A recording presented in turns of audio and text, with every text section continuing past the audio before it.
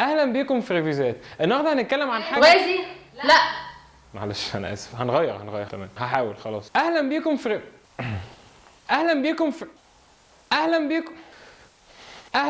سلام يا جماعه.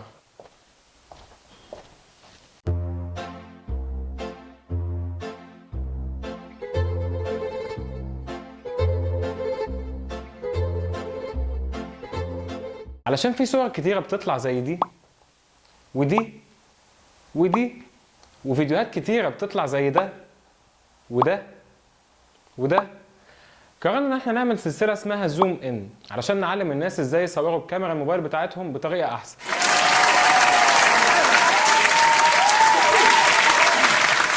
اول حلقه في سلسله زوم ان قررنا ان احنا نعملها عن ازاي تصور صور سيلفي بطريقه احسن، لان زي ما احنا عارفين صور السيلفي من ساعه ما الصوره دي اتصورت وهي بقت حاجه مهمه جدا، لدرجه ان بعض الشركات بقت بتهتم انها تطور في الكاميرا الاماميه على حساب الكاميرا الخلفيه. علشان كده الموبايل اللي هنصور بيه حلقه النهارده هو اوبو F1S اللي بيتقال عليه في الدعايه ملك السيلفي.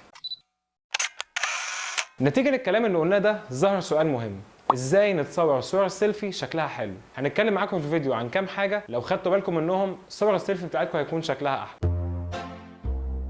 اول حاجه دور على الاضاءه. قبل ما اصور اي صوره لازم اشوف مصدر الاضاءه اللي في المكان ده جاي منين، وما ينفعش باي حال من الاحوال ان انا اخليه يكون جاي من ظهري، لازم يكون جاي من وشي علشان ينور شكلي وينور وشي وانا بتصور الصوره السيلفي. ولو احنا بنتصور في مكان ضلمه ممكن عن طريق الكشاف الصغير بتاع التليفون انور وش الشخص اللي بيتصور فيطلع السيلفي شكله احلى بكتير.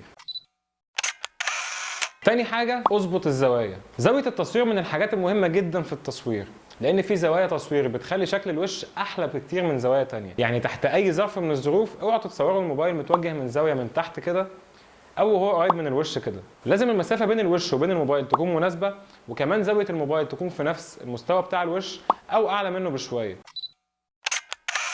تالت حاجه الخلفيه نظامها ايه. لو عندي باك جراوند شايف انها حلوه جدا وعايز اطلعها معايا في الصوره، يستحسن ان انا ما اخليهاش تطلع تبقى طالعه من نص دماغي، الاحسن ان انا اخلي نفسي في جنب الكادر والخلفيه في الجنب التاني. وما دام في خلفيه هيظهر سؤال تاني اهم: اصور الصوره بالطول ولا هصورها بالعرض؟ لو الخلفيه اللي ورانا بالطول اكيد هصور بالطول، ولو الخلفيه اللي ورانا بالعرض اكيد هصور بالعرض.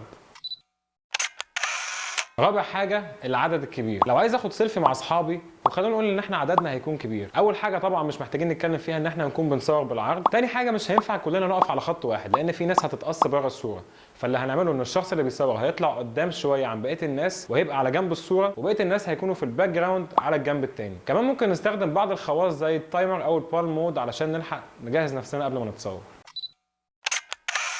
خامس حاجة غير الفلتر. أي موبايل دلوقتي عليه مجموعة مختلفة ومتنوعة جدا من الفلاتر اللي بتساعدنا إن احنا نغير من الألوان والمود بتاع الصورة حتى لو ما بعرفش أعمل إيديتنج على أي برنامج. سادس حاجة هي البيوتي مود، ودي حاجة بتشيل الرتوش أو الحبوب الموجودة في الوش وبتخلي الصور بتاعة البورتريه أو الصور الشخصية شكلها أحلى بكتير جدا. سابع حاجة السيلفي ستيك، ودي بتكون حلوة جدا لو احنا بنصور صور لوحدنا أو لو بنصور صور في وسط مجموعة كبيرة جدا. ده بيخلينا إن احنا ناخد صور بأفكار حلوة زي الصورة دي والصورة دي.